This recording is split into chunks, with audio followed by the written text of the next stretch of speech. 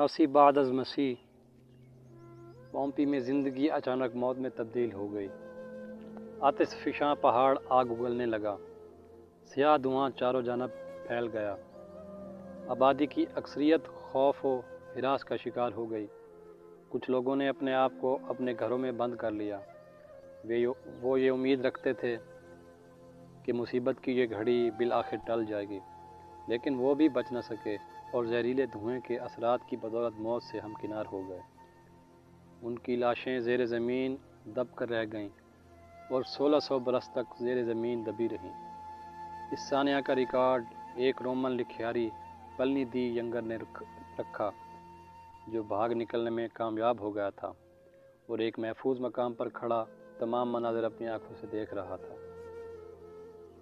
اس کا چچا پلنی دی ایلڈر دیگر شہریوں کے ہمراہ موت سے ہمکنار ہو چکا تھا۔ آج لوگ اس قصبے کا اختتام دیکھ سکتے ہیں، جس کو گراف کی مدد سے بیان کیا گیا ہے۔ 28ویں صدی میں پومپی کی کھدائی کا کام شروع ہوا، اور اس کھدائی کے نتیجے میں روم کے اس قصبے کی جس زندگی کا انکشاف ہوا، وہ کسی بھی لکھے گئے لفظ سے بہتر طور پر جانا جا سکتا تھا۔ یوں ہی آتش فشاں پہاڑ کی راکھ کو کھود کر عمارت کو باہر نکالا گیا۔ ماہر آثار قدیمہ کو وہ دکانیں دیکھنے کو ملیں جن میں ڈبل روٹی، مچھلی، گوشت، دالیں اور دیگر اشیاء خوردنوش کی باقیات موجود تھیں۔ اس کے علاوہ عوامی غسل خانے، کھیلوں کے مقامات اور تھیٹر وغیرہ بھی منظر عام پر آئے۔ کھدائی کی بدولت برآمد ہونے والی عمارات سے اس قصبے کے مکینوں کی شاندار طرز زندگی کا اندازہ لگانا مشکل نہ تھا۔